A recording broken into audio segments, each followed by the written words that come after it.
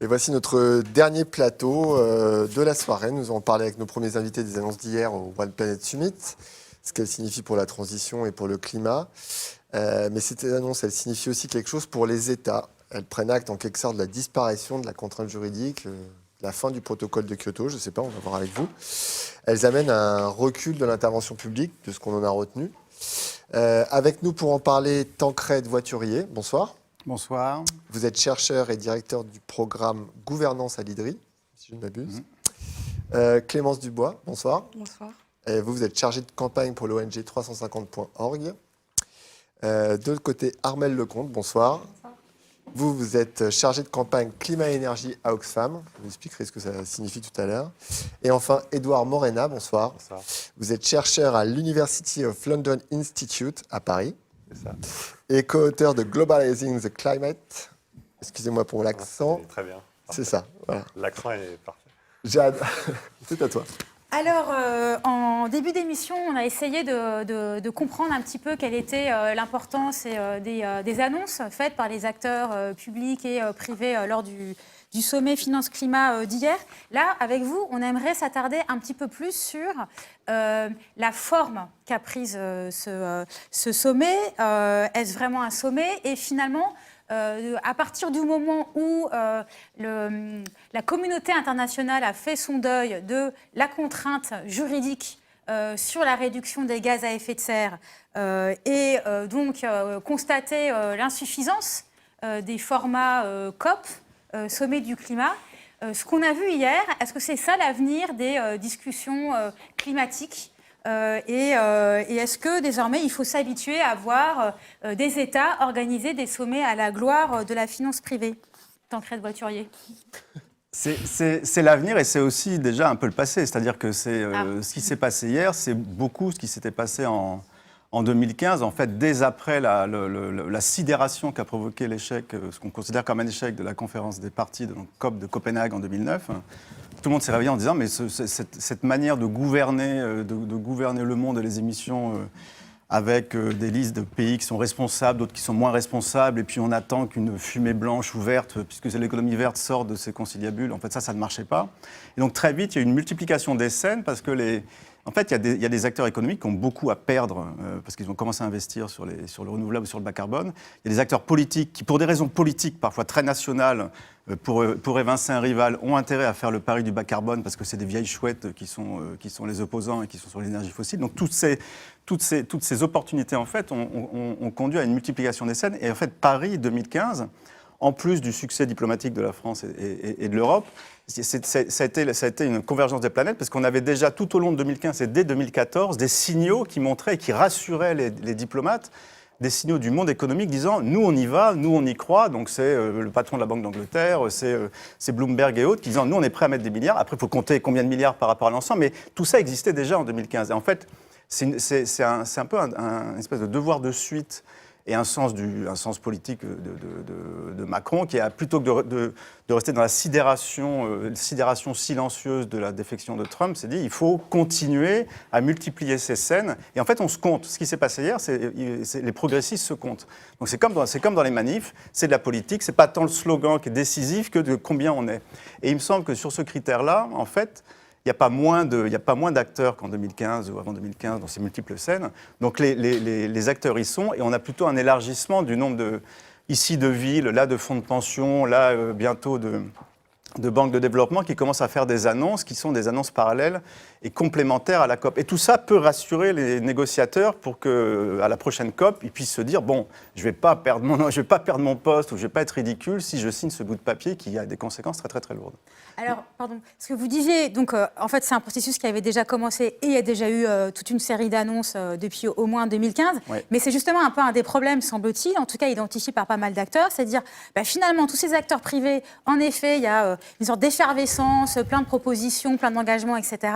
Mais quel est difficile de suivre la réalité de la mise en œuvre de ces engagements et est-ce que donc on n'a pas un problème quand même spécifique avec ces nouvelles formes assez un peu molles, on pourrait dire, d'instances de discussion internationale, qui est déjà un problème de suivi, de reporting et éventuellement à qui on rendait compte, finalement, si on a promis un truc et qu'on ne l'a pas mis en œuvre. il faut des moments de convergence. La COP 21 de Paris a été un moment de convergence, en partie motivé par l'urgence, parce qu'on s'est dit qu'on est 2 fois ridicule, là, ça ne va plus marcher du tout, on ne pourra plus réunir des chefs d'État si à la fin il y a un papier de 3 pages et demie, comme c'était le cas avec Copenhague. Et l'accord de Paris... L'accord de Paris prévoit ces moments de convergence. En fait, si on lit bien le texte, il est légalement contraignant. En fait, pas sur le contenu, pas sur les plans climat nationaux, mais sur des clauses de rendez-vous et un accroissement de l'effort. Ça, c'est légalement contraignant. Et c'est pour ça que Trump est sorti. Si ce n'était pas légalement contraignant, Trump ne serait jamais sorti de l'accord de Paris, même pour faire la politique nationale. Donc il y a des clauses de rendez-vous. Et c'est dans ces clauses de rendez-vous, et les prochaines sont importantes, notamment les échéances de 2020, et de 2023, on va avoir, comme à Paris, normalement, convergence de ces multiples scènes qui vont permettre de dire, avec des métriques, donc des mesures un peu plus fines, on en est où ? On en est où non seulement sur des territoires nationaux, mais on en est où ici de la Banque mondiale, ici de HSBC, qui a fait des annonces. Et là, on va pouvoir, dans un même format de 15 jours, on va pouvoir faire un bilan. Donc ce n'est pas complètement perdu, simplement entre maintenant et les prochaines échéances, où il faut quand même qu'il y ait de l'urgence pour qu'il y ait cette convergence, en fait, on ne maîtrise pas très bien cette chronologie politique. On essaie de créer un peu d'appétit, un peu de suspense après l'euphorie de décembre 2015. Et ce qui a manqué beaucoup à Bonn, à la dernière COP, en fait, la COP Fidji, mais qui était organisée il y a quelques semaines, c'est ce sentiment d'urgence et cette obligation que les uns et les autres se doivent de transparence et de cohérence dans leurs propres engagements et de révéler tout ça. Mais c'est absolument pas perdu. C'est un peu le foutoir aussi en 2014 avant la COP de Paris. La COP de Paris, il y a eu cristallisation. Ça devrait survenir aussi à l'avenir. Il ne faut pas rater les prochaines étapes. Alors, parmi les scènes, comme vous avez parlé de scènes, il y en a une qui est constituée par les fondations de philanthropie, dont Edouard Morena, vous avez beaucoup travaillé là-dessus. Ouais. Hier, on a vu Bill Gates, on a vu Bloomberg, on a vu Richard Branson, 3 milliardaires richissimes qui investissent pour sauver la planète. Qu'est-ce que ça veut dire ? Est-ce que pour eux, c'est juste une manière de s'acheter une bonne conscience ? Est-ce que c'est vraiment une conviction ? Est-ce que c'est bénéfique déjà ? Est-ce que ça marche ? Est-ce que l'argent qu'ils mettent est de l'argent utilement investi ? Alors déjà, je pense que vous avez parlé de Branson, de Gates et de Bloomberg, c'est un peu la face immergée de l'iceberg en fait, hein, parce qu'il y a aussi tout un tas de fondations, d'autres fondations très très influentes qui agissent en fait dans l'espace climatique. Et effectivement, et d'ailleurs, c'est pas juste là à Paris en fait qu'elles se sont impliquées. Ça fait depuis très longtemps, voire même avant Copenhague en fait, qu'elles sont impliquées dans le débat. Et du coup, leur rôle en fait, c'est vraiment d'accompagner en quelque sorte tout le mouvement dont a fait état Tancred en fait. Elles l'ont accompagné, elles ont contribué aussi quelque part à ce mouvement. Elles ont été très impliquées dans ce mouvement, donc c'est créé à la fois une sorte de moment Paris en quelque sorte. Elles ont contribué à cela à travers leur financement, à travers leurs actions, mais aussi dans l'après-Paris, c'est aussi entretenir quelque part l'esprit de Paris. Et du coup, continuer à maintenir en vie, en quelque sorte, cet accord qu'elles ont aussi contribué à financer. Et d'ailleurs, l'événement de Paris d'hier, c'est Bloomberg qui l'a en partie financé aussi, en fait. Donc, elle joue ce rôle, on va dire, pas tant, alors on parlait de finances climatiques tout à l'heure, enfin pas tant dans les investissements qu'elles vont faire, même si Gates en fait, en fait, un petit peu. Mais c'est surtout dans l'entretien, on va dire, des acteurs, des acteurs qui considèrent comme étant clés, l'entretien de cet espace, en fait. Mais aussi dans une sorte de rôle de facilitateur, en fait. Ils réunissent, ils jouent aussi de leur réseau pour faire en sorte que différents acteurs importants ou qui considèrent comme étant clés se retrouvent et agissent, en fait, ensemble. Mais quelles sont leurs motivations, en fait ? Pourquoi, je pense qu'elles sont convaincues, ils croient fermement dans la nécessité en fait, d'adresser l'enjeu climatique. Et je pense que je n'en remets pas d'ailleurs en cause. La plupart, je pense, des personnes hier aussi, à mon avis, étaient aussi convaincues du fait qu'il fallait agir sur le climat. Je pense qu'on n'est plus en fait, dans cette sorte de dichotomie entre d'un côté les anti-climats et les pro-climats. Par contre, ils ont une certaine vision aussi de comment ce changement doit arriver et du rôle en fait, des États, notamment dans ce changement. Et très clairement, ils se positionnent plutôt du côté des acteurs non étatiques, et notamment des investisseurs et des entreprises. Ils considèrent que le changement, en tout cas, il se fera à travers ces acteurs-là. Donc, on va dire, il se situe plutôt dans cette logique-là. Donc il y a un choix d'acteurs qui est fait par ces fondations ? On pourrait dire ça, c'est plutôt les entreprises, un certain type d'entreprise, un certain type de fonds d'investissement, ou c'est très divers? Alors, ce qui est intéressant, c'est de voir d'où viennent ces fondations pour l'essentiel. Ce sont des fondations surtout nord-américaines, en tout cas, c'est celles qui pèsent le plus.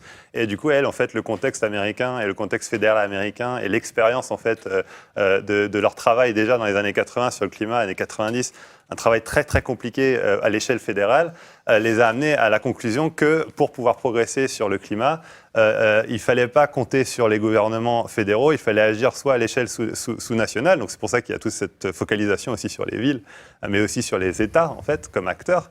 La Californie, notamment, en fait, on l'a vu avec le gouverneur, mais aussi les entreprises, en fait, comme acteurs de ce changement. Donc, on voit bien aussi comment il y a une sorte de transfert, on va dire, de cette expérience, notamment nord-américaine, et des échecs et des difficultés qu'ils ont rencontrés dans le contexte américain. On l'a un peu transféré, on va dire, à l'échelle internationale. On a un peu appris, on va dire, de ces échecs, mais aussi de ces victoires, des fondations qu'ils ont créées aussi de toutes pièces pour agir sur le climat aux États-Unis. Et on a cherché à faire un peu la même chose sur le plan international. Clémence Dubois, je me tourne vers vous à présent. Dans la finance climat, il n'y a pas que la finance privée, on en a un peu parlé, même si vraisemblablement la finance privée voudrait que la finance publique ait un peu moins de rôle.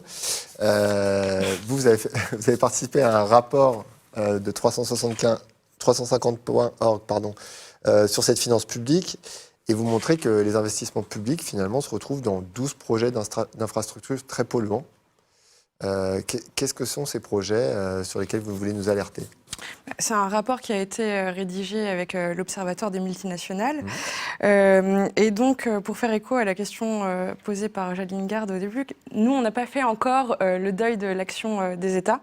On a sorti ce rapport le jour du One Planet Summit pour montrer la contradiction évidente qui existe entre Emmanuel Macron, qui organise ce sommet international un peu en claquant des doigts et en se positionnant en héros du climat, alors même que en fait, nos institutions publiques continuent à investir massivement dans les énergies fossiles. Et donc, c'est assez ironique parce que c'est le 12 décembre, 2 ans après la signature de l'accord de Paris.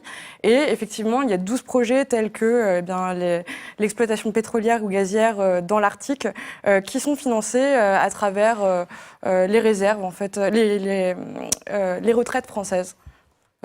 Est-ce que, parce que nous, en fait, l'idée de vous réunir ensemble ce soir sur ce plateau nous est venue de se dire, c'est quand même incroyable à quel point la scène est clivée. C'est-à-dire qu'on a d'un côté mobilisation qu'on ne peut pas nier, enfin, qui est à un niveau assez massif, d'acteurs privés qui se réunissent et qui font plein d'engagements, plein de promesses pour l'action climatique et la réduction des gaz à effet de serre.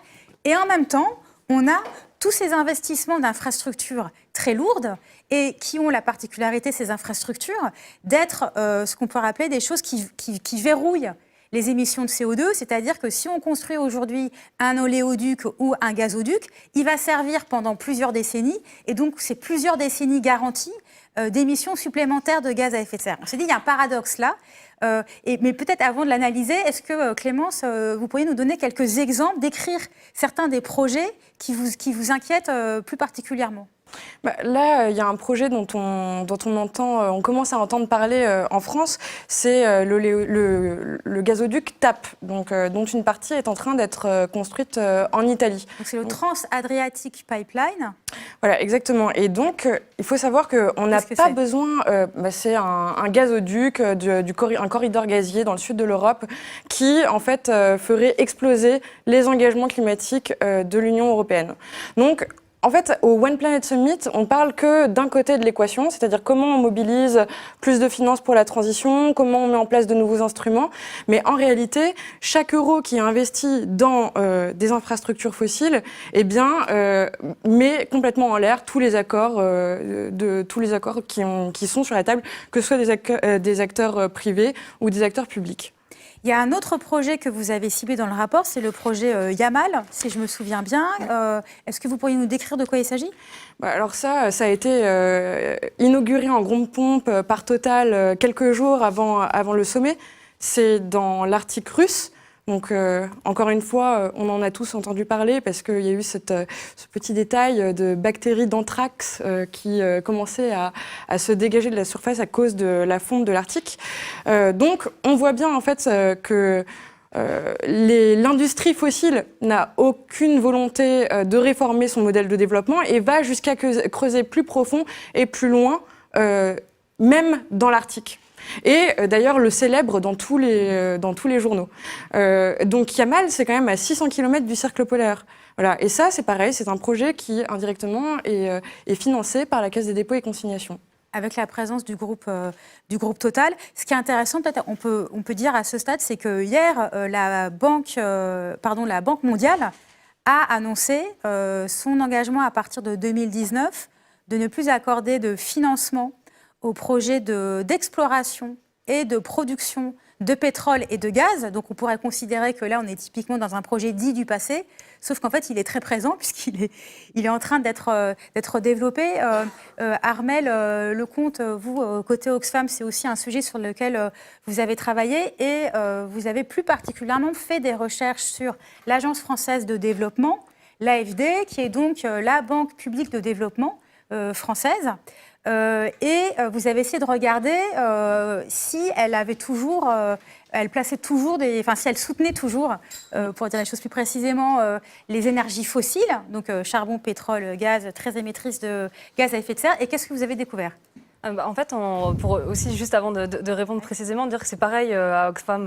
Oxfam, on n'a pas fait, comme le disait Clémence, le deuil du rôle des États et que c'est important, on a besoin des deux. À la fois, le secteur privé doit faire des choses, mais on sait qu'il n'ira pas assez vite, surtout vu l'urgence climatique, et que le rôle des États reste crucial, notamment en termes de régulation. Et c'est dans ce contexte qu'à Oxfam, on a été regarder un petit peu ce que finance l'Agence française de développement en termes d'énergie. On s'est aperçu que environ 8% des financements énergétiques de l'Agence française de développement sont encore consacrés à des projets d'énergie fossile. Notamment dans le gaz, mais aussi quelques centrales au fioul. Et puis, il y a quelques semaines, Mediapart a aussi révélé que l'AFD finançait ou était sur le point de financer des projets liés au charbon, alors même que l'agence s'est engagée en 2013 à ne plus soutenir de projets liés au charbon, ce qui était d'ailleurs une première mondiale que toutes les organisations avaient accueilli évidemment très favorablement. Et donc ça pose vraiment la question de la cohérence des politiques publiques, puisque l'Agence française de développement est une instance publique où les ministères siègent au conseil d'administration. Et donc c'est vraiment de se dire, surtout là au lendemain du One Planet Summit, où la Banque mondiale a pris quand même un engagement qui est assez fort, qui dit qu'elle n'investira plus dans le pétrole, dans le gaz. On pouvait en attendre autant de l'AFD, sachant que le sommet était organisé par Emmanuel Macron à Paris. Alors, d'ailleurs, juste là-dessus, on peut dire que l'AFD, on les a invités et qu'ils ont fait le choix. Je te laisse la parole après. Non, mais ils ont fait le choix de ne pas venir participer à cette émission, mais on les a invités à multiples reprises pour leur proposer un espace de droit de réponse, y compris aux articles qu'on a publiés, qui les ont fort mécontentés.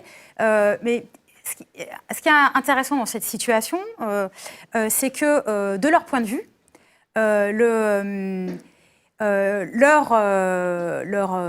implication dans ces projets liés au charbon n'est pas incompatible avec leur nouveau slogan, qui est d'être 100% accord de Paris, comme ils le décrivent, et 100% accord de Paris, disent-ils, et disait encore Rémi Rioux, le directeur général de l'agence hier, en fait, ça n'exclut pas les fossiles. Et de fait, l'accord de Paris de 2015 n'interdit pas, en effet, l'utilisation des fossiles. Par rapport à cette situation-là, qu'est-ce qui vous semblerait...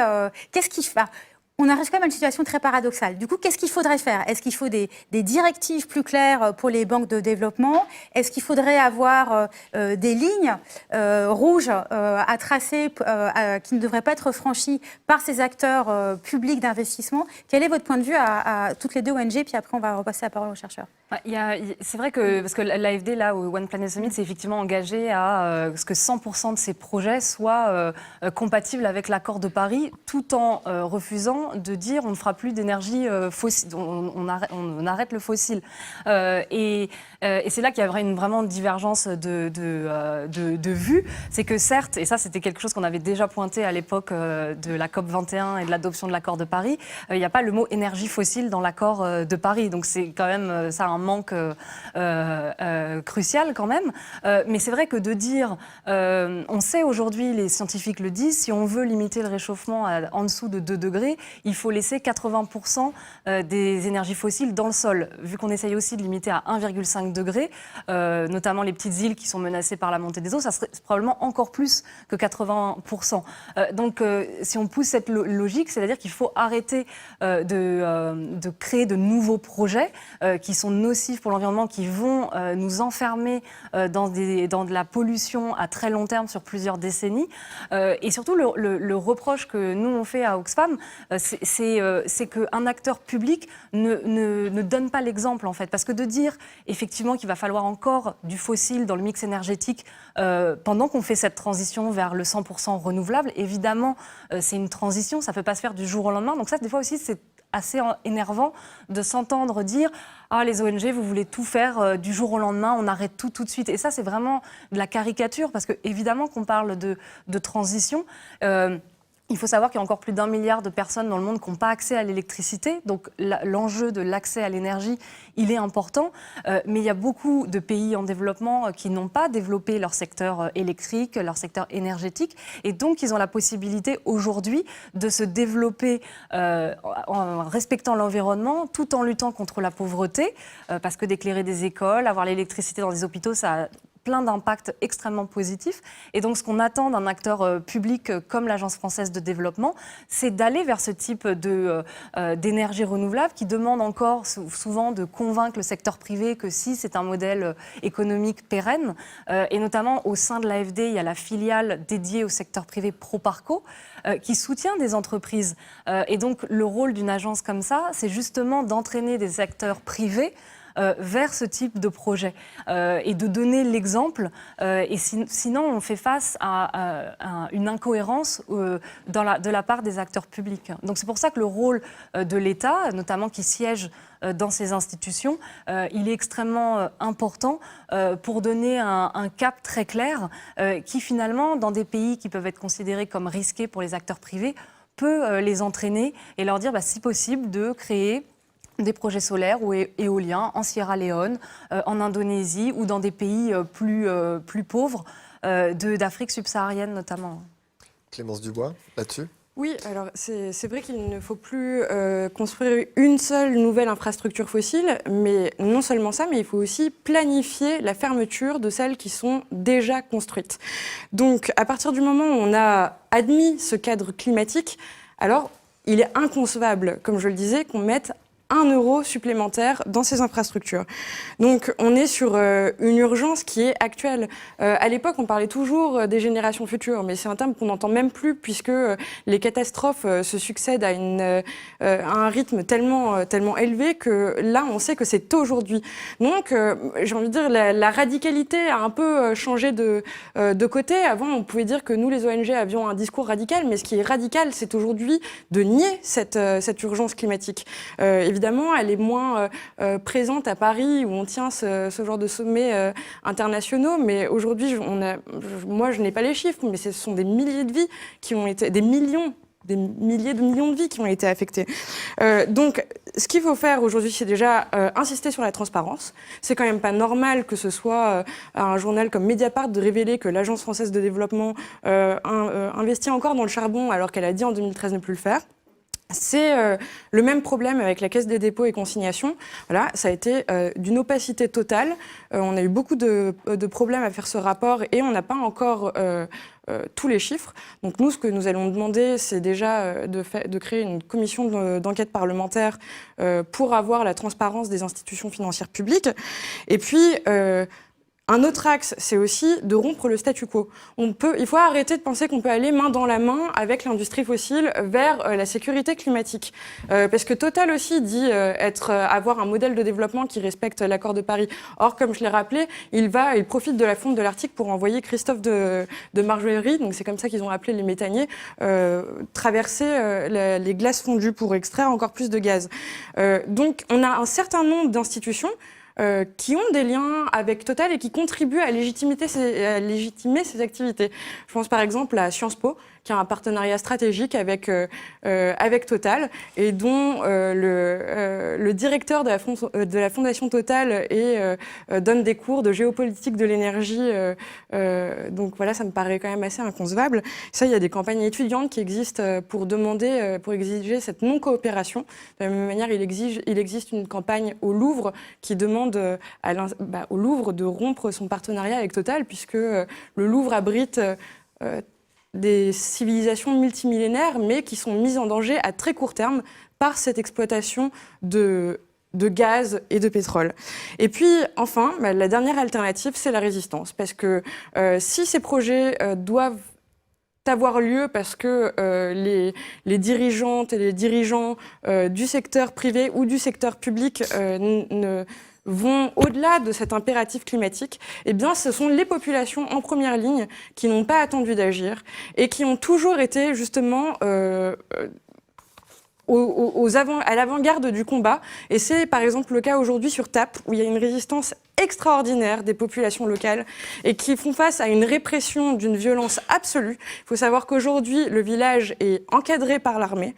Les Pouilles, hein, c'est ça j'ai peur de mal prononcer le village, je ne veux vexer personne. Et donc cette résistance, on l'a vu aussi dans la plus grande mine de charbon à ciel ouvert d'Europe, près de à Ambar. Et donc en Allemagne. Et la Caisse des dépôts et consignations, par exemple, contribue à financer l'exploitation de cette mine à ciel ouvert qui aujourd'hui est en train de dévorer l'une des dernières forêts primaires d'Europe.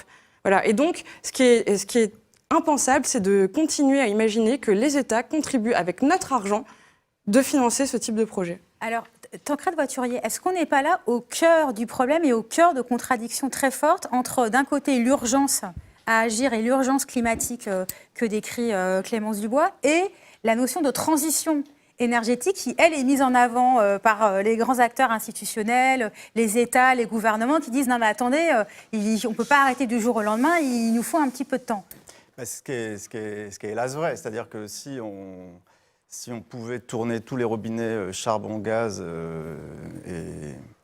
et pétrole du jour au lendemain, on aurait des économies qui ne fonctionnent pas. Alors de là à se cacher derrière cette évidence pour retarder ou financer un peu en douce des centrales ici et là, évidemment, c'est pas ça qu'il faut faire. Je pense que dans le fond du problème, et vous avez mentionné la proposition de la Banque mondiale hier, donc de mettre un terme au financement des activités pétrole et gaz, en fait, sauf, la phrase complète, c'est sauf cas urgent ou exceptionnel. Et le tout est de savoir, on parlait de l'AFD ici, si cette centrale qui est sortie d'un papier ou d'une recherche d'ONG, c'est une exception dans un ensemble qui reste à 50%, à 100% de co-bénéfice climat, et dans ces cas-là, ça ne pose aucun problème.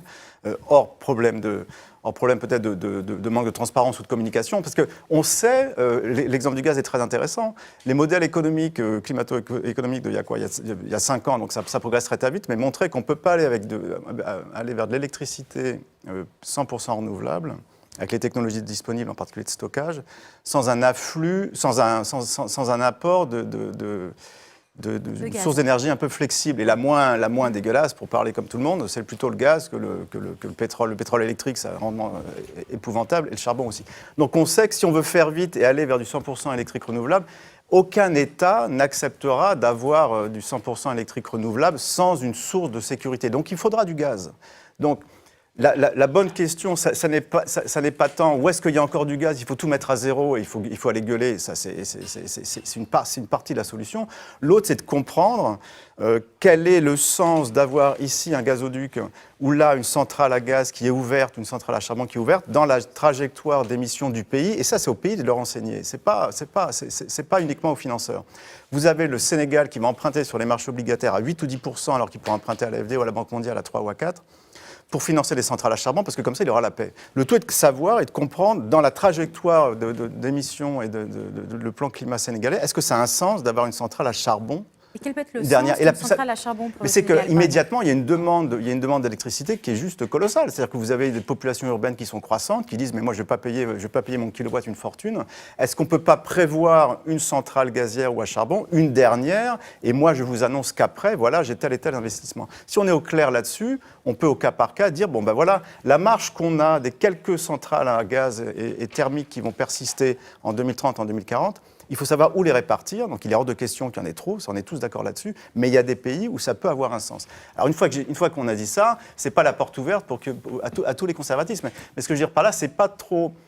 Je ne dis pas que vous avez des arguments simplistes, vraiment, vous faites un travail formidable, on a besoin de vous, mais c'est hélas plus compliqué que de dire, partout où il y a du gaz qui circule, je coupe et je vous dis, vous êtes un gros vilain. Non, c'est pas vrai, regardez en Afrique subsaharienne, regardez en Chine, tous les engagements climat COP21 des pays en développement, pour la plupart, ce n'est pas une réduction absolue des émissions. C'est une réduction par rapport à ce qu'on appelle un BAU. Le BAU, c'est le doigt mouillé, c'est-à-dire si je fais comme d'habitude, j'ai mes émissions qui montent comme ça, et là, je vais baisser un peu. Mais baisser un peu, ça veut dire qu'il va y avoir un accroissement de la demande d'énergie, un accroissement de la consommation et d'une production qui, dans les 10 prochaines années, ne pourra pas être complètement et 100% renouvelable. Donc le tout est de très au clair sur quel pays fait quoi et à quelle échéance. Non seulement les pays, mais aussi les investisseurs. Et après, on peut discuter ici d'une centrale à gaz, une dernière ou pas. Armelle Lecomte, peut-être, juste là-dessus, est-ce que c'est un argument que vous pouvez entendre? Parce que c'est des sujets sur lesquels Oxfam a travaillé spécifiquement. Oui, parce que la question vraiment qu'on pose, nous, c'est l'utilisation qu'on fait de l'argent public que l'Agence française de développement en particulier, dont on parle dans notre rapport. Quelle utilisation on fait de cet argent public dont on nous dit quand même tout le temps qu'il est extrêmement limité. Et donc, pour nous, c'est pas tant, encore une fois, de dire c'est inconcevable que dans un pays en développement où il y a des questions de demande croissante dans l'énergie, c'est inconcevable qu'il y ait une centrale à gaz. La question, c'est plutôt quelle est la responsabilité des acteurs publics français d'aller soutenir de tels projets. Parce que quand on regarde ce que fait aussi l'Agence française de développement, ce qu'on a montré dans notre rapport, c'est que malheureusement, il y a trop peu des financements qui vont aux populations vraiment les plus pauvres. Et c'est-à-dire qu'une grande majorité, quand on regarde les financements climat de l'Agence française de développement, il y a en moyenne, c'est moins de 10% qui va aux 32 pays les moins avancés. Donc les 32 pays les plus pauvres de la planète. Et que finalement, comme l'Agence française de développement utilise beaucoup les prêts et qu'elle dispose, à cause de choix politiques, qui fait qu'elle a peu de budget, donc de subventions, le fait d'avoir cet outil de prêt, elle a tendance à aller faire des projets dans des pays en développement à revenus intermédiaires, voire dans des pays émergents, comme la Chine ou l'Indonésie ou le Kenya, par exemple. Et finalement, les habitants des zones reculées dans des villages en Afrique subsaharienne, pour essayer d'être un peu concret, eux ne bénéficient pas suffisamment de ce soutien. Donc c'est vraiment de poser la question, au-delà de la trajectoire des pays, du choix qui est fait par une agence de développement, d'aller vraiment aider ceux que personne d'autre ne va aller aider. Parce que quand on parle aujourd'hui de développement des énergies renouvelables ou de construction d'une centrale à gaz, c'est des investissements qui sont rentables. C'est très intéressant pour le secteur privé d'aller construire une centrale à gaz. Donc pourquoi faciliter, grâce à de l'argent public, de tels investissements, alors que d'aller électrifier, d'accompagner un village au Burkina Faso pour avoir de l'électricité, ce qui va avoir des impacts énormes en termes d'éducation, en termes de santé, en termes d'irrigation, par exemple, agricole, ça, on a besoin du public parce que ce ne sont pas des investissements aujourd'hui qui sont rentables. Donc c'est vraiment ça qu'on dit. Et il y a aussi un appel au gouvernement et à Emmanuel Macron d'augmenter l'aide publique au développement pour que l'Agence française de développement dispose de plus de subventions pour pouvoir aller faire ce type de projet. Parce qu'aujourd'hui, l'AFD est aussi contrainte par les outils financiers dont elle dispose, qui sont beaucoup, et en très très grande majorité, surtout dans le secteur énergétique, c'est plus de 16 ou 17% du prêt. Et donc c'est ça aussi la critique qu'on fait. Et le dernier point, juste rapidement, c'est aussi ce qu'on attend d'agences de développement, mais aussi de Banque mondiale ou d'autres acteurs, c'est d'accompagner sur le moyen terme et le long terme des États en développement pour justement développer ces stratégies, on va dire, des stratégies énergétiques. À quoi ressemble leur transition? Un État, parce qu'on parle beaucoup de la transition en France, comment on sort de notre modèle actuel très dépendant du nucléaire, mais qu'est-ce que ça veut dire pour un pays comme le Sénégal, pour un pays comme le Mali ou le Tchad, qui a des problématiques énergétiques qui sont très très différentes, avec une démographie qui peut être croissante, des différences très grandes entre les villes et les zones rurales, et souvent il y a un manque d'expertise, un manque de moyens dans les pays en développement, qui ont aussi des budgets très limités pour gérer l'accès à des services publics de base, santé, éducation, etc.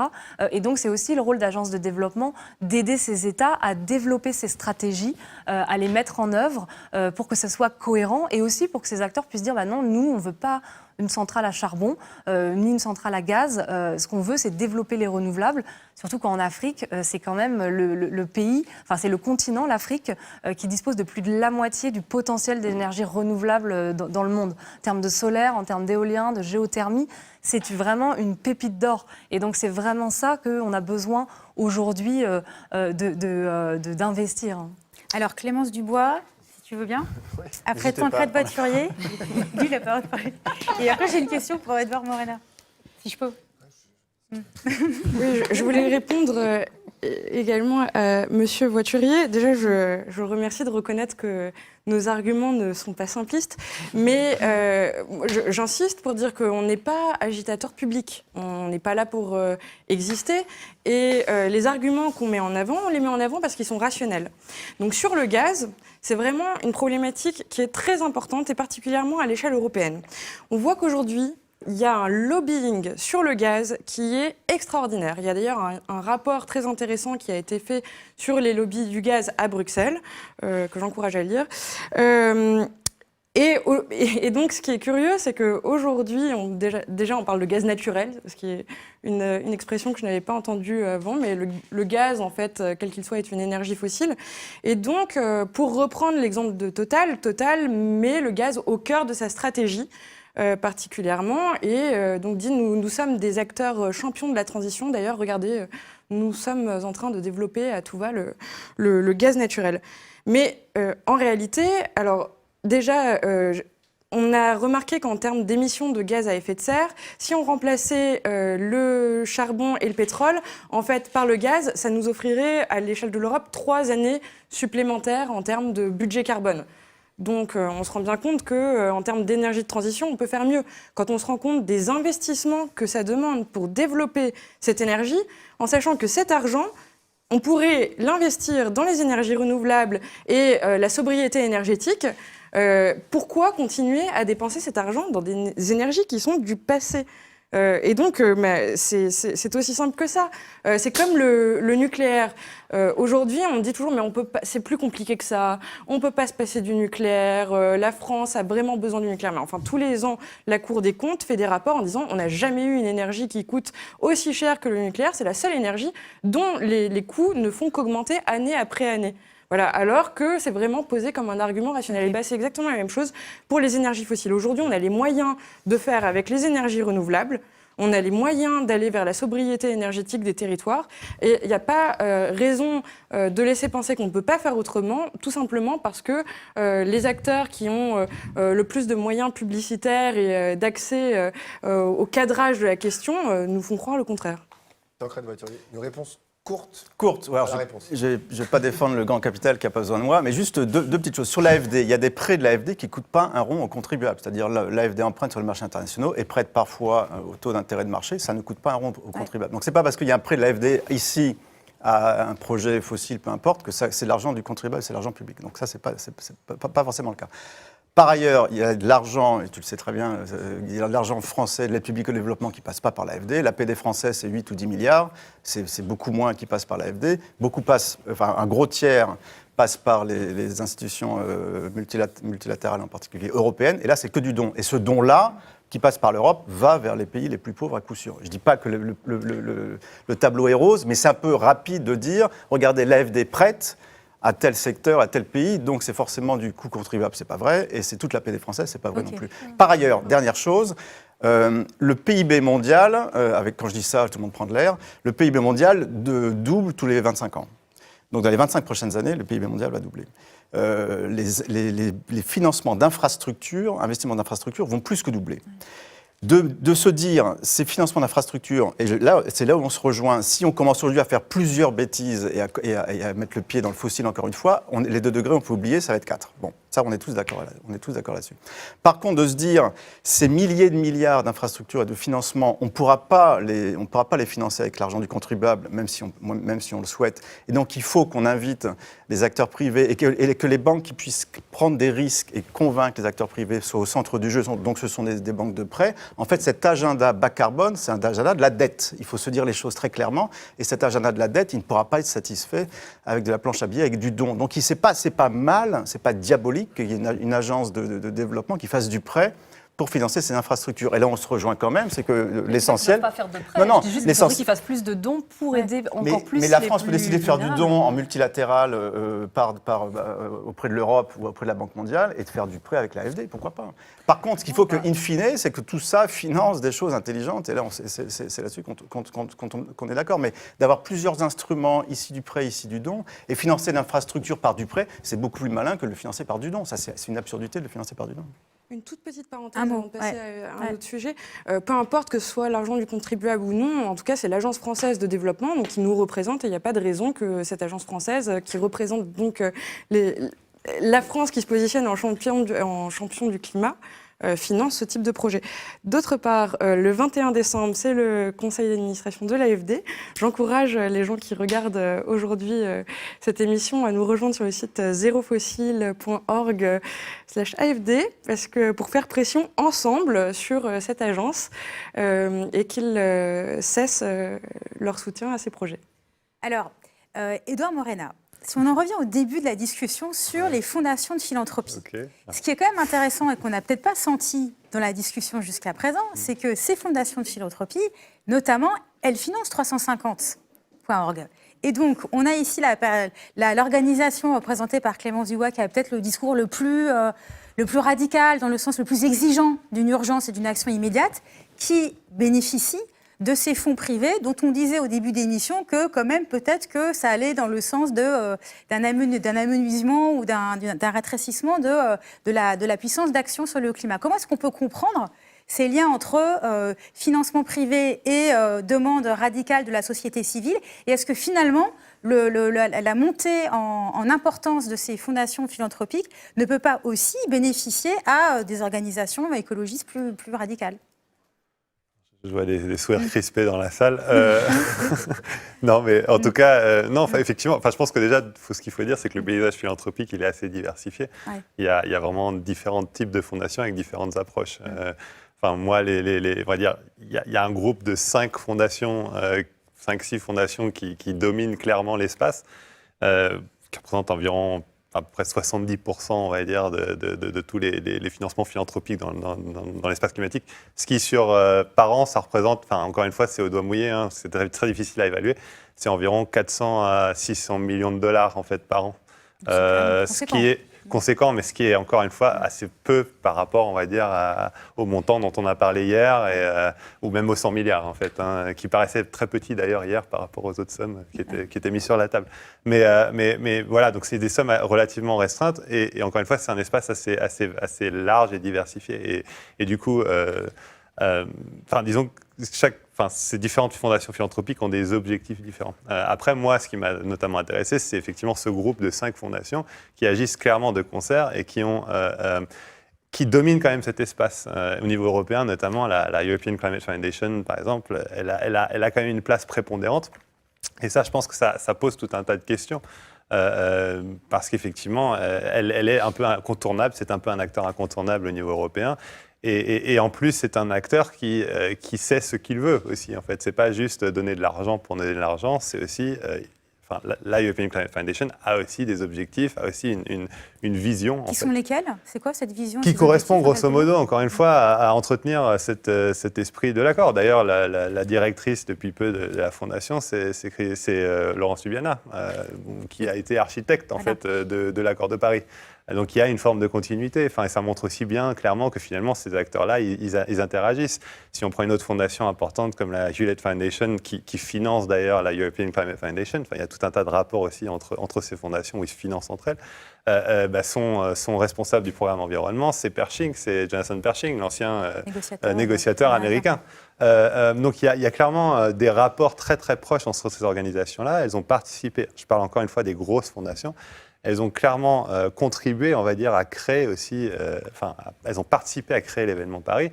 Et elles sont très coordonnées, elles agissent de façon très coordonnée. Et voilà, et encore une fois, ça pose tout un tas de problèmes parce que tout un tas de sujets aussi sont du coup un peu mis de côté. Les questions de justice économique et sociale, par exemple, sont plutôt mises de côté. Enfin, il y a tout un tas d'enjeux en fait qui ne sont pas traités et tout un tas d'acteurs aussi qui ne sont pas financés et de voix qui ne sont pas entendues aussi. Par exemple, à cause de ça. Mais justement, enfin, des acteurs, on va dire, qui cherchent à porter peut-être un discours plus radical.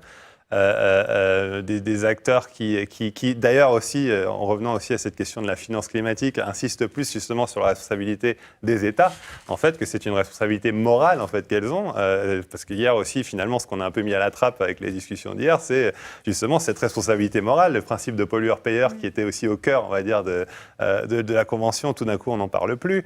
La logique de la finance privée n'est pas la même. Enfin, il y a la logique de profit en fait aussi de la finance privée qu'il n'y a pas en fait avec la finance publique. Donc tous ces discours, on va dire, un peu contraires, qui cherchent aussi à mettre les États face à leurs responsabilités, eh bien, ces fondations-là, elles ne les financent pas. Elles ont plutôt financé justement ce discours finance privée comme sauveur de la planète. Donc, c'était assez étonnant en fait hier de voir ça. En fait, c'est une sorte ils ont contribué quelque part un peu à cette sorte de mise en scène de l'impuissance étatique en fait qu'on a un peu vu hier. En tout cas, c'est le sentiment que ça a donné et que le sauvetage du climat passerait du coup par ces autres acteurs privés, mais aussi quelque part philanthropiques. Il y a un autre acteur dont on a peu parlé finalement, et on n'a plus beaucoup de temps pour en parler, donc c'est vraiment une dernière question avant d'en terminer. Il y a le gouverneur de Californie qui organise un sommet climat en septembre 2018. Donc là, c'est pas la finance privée, c'est pas les États, c'est les collectivités locales ou les grandes collectivités. Avec le soutien de la finance. Est-ce que elles sont vouées à remplacer l'État, ces collectivités locales? Parce qu'on voit par exemple Hidalgo, enfin les alliances des grandes villes, il y a eu un appel dans le monde, voilà. Est-ce que Armelle, oui. Vous voulez... Non, mais en fait, ce qui est sûr aujourd'hui, c'est que si on veut limiter le réchauffement de la planète en dessous de 2 degrés et tout faire pour que ça soit 1,5 degré, il y a besoin de tous les acteurs. Donc aussi bien les États, et qui ont, je le répète, vraiment un rôle crucial pour accélérer en fait cette transition qui est nécessaire, et notamment inciter par des réglementations, des incitations fiscales ou autres, le secteur privé à agir plus vite, parce qu'on n'a pas le luxe d'attendre. Et c'est-à-dire que c'est vrai que si on regarde comment le secteur privé, il y a 20 ans, il y a même 10 ans, a fait beaucoup de progrès. Il ne s'agit pas de le nier aujourd'hui. Il y a des acteurs où, si on avait parlé d'environnement, bon, c'était quelque chose de complètement utopique. Et donc aujourd'hui, des acteurs se rendent compte que oui, il y a quand même un risque. Et donc ça a évolué. Mais on ne peut pas se permettre d'attendre encore 20 ou 30 ans pour que tout le monde soit au niveau nécessaire. Donc les États ont un rôle crucial à jouer au niveau vraiment national. Le secteur privé doit se rendre compte qu'à un moment, ça va être aussi dommageable à leur modèle économique, mais aussi évidemment au niveau local et aussi pour se rapprocher du citoyen. Et c'est pour ça que je pense que pour beaucoup de gens, le niveau des villes ou parfois du département ou de la région est très pertinent. Par exemple, tout ce qui concerne la mobilité, les transports. On le voit très bien, par exemple, à Paris ou dans d'autres grandes villes en France. Le maire a beaucoup de pouvoir pour décider d'investir dans des transports ou de limiter l'usage de voitures polluantes. Et donc, ce qui est intéressant dans le cas du sommet de l'année prochaine aux États-Unis, c'est le contexte américain, où l'État fédéral se retire complètement, où on a un climato-sceptique à la tête des États-Unis, et que finalement, il n'y a pas eu cet effet boule de neige qu'on pouvait craindre de d'autres États qui s'engouffrent dans la brèche et décident aussi de sortir de l'accord de Paris. Et ce qui était très frappant quand même, si on essaie de voir un peu le côté positif aussi des choses, à la COP23, il y avait beaucoup d'acteurs américains, des villes, des citoyens, des gouverneurs de l'Oregon, de Californie, qui étaient présents pour dire nous, on reste dans l'accord de Paris et on va faire tout ce qu'on peut avec le pouvoir qu'on a sur notre territoire pour faire beaucoup plus. Donc ça, c'est crucial. Et surtout, là, il peut y avoir un lien avec la mobilisation des citoyens qui peuvent, par leur vote, aussi bien sûr leur choix de consommation, mais par leur vote, pousser ces États. Et ça se rapproche plus du quotidien. Et juste pour quand même répondre à Tancrède Voiturier sur ce qui a été dit sur ce que fait la France, je rappellerai aussi que si on parle toujours autant de la France, c'est que la France ne tient toujours pas des engagements qu'elle a pris il y a plus de 40 ans, notamment de mobiliser 0,7% de son revenu national pour l'aide publique au développement. Il y a d'autres États, notamment le Royaume-Uni, qui le font, d'autres États scandinaves. La France ne le fait toujours pas. Emmanuel Macron s'est uniquement engagé à mobiliser 0,55% du revenu d'ici la fin de son mandat, 2022. Donc on est encore très très loin du compte, et que ça soit du multilatéral ou du bilatéral avec l'AFD, la France ne contribue pas à hauteur de ce qu'elle devrait faire et ce à quoi elle s'est engagée il y a déjà de nombreuses décennies. Clémence Dubois, pour finir, court. Oui, c'est vrai que l'échelle locale favorise justement la repolitisation de la construction de la transition énergétique, écologique et citoyenne. Et par exemple, le mouvement de désinvestissement, on voit que les villes sont à la pointe. Il y a énormément de capital et beaucoup de villes qui ont pris cet engagement politique de rompre leurs liens avec l'industrie fossile et pour arrêter de financer le problème et financer ainsi les solutions. Et on voit qu'en revanche, ces villes, elles ne désinvestissent pas d'elles-mêmes. Il faut toujours des campagnes citoyennes qui créent un rapport de pouvoir aussi pour entraîner les villes à se prononcer. Donc j'invite tout le monde à rejoindre le mouvement de désinvestissement à travers le site Zéro Fossile. 2 fois. Merci beaucoup. Merci à tous. Merci Jeanne. Merci. Merci de nous avoir suivis. Je vous rappelle que vous pouvez offrir Mediapart à partir de 25 € pour 3 mois, il me semble. Il suffit de se rendre à l'adresse mediapart.fr/cadeau KDO. Voilà, ça fait plaisir et puis ça vous évite d'aller dans les magasins alors qu'il y a plein de monde et qu'il pleut. Et nous vous donnons rendez-vous en janvier pour une prochaine édition d'En Direct de Mediapart. Merci beaucoup. Merci.